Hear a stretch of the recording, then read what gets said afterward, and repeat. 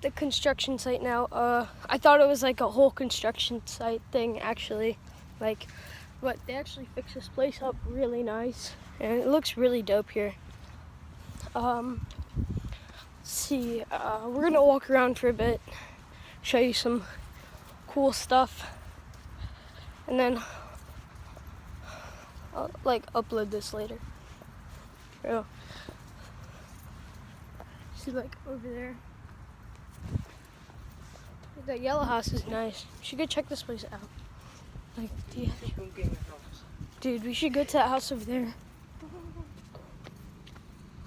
Oh shit, people are there. Oh dude, the lake's right there. There's no cops. Alright, we're gonna be at the lake in 3,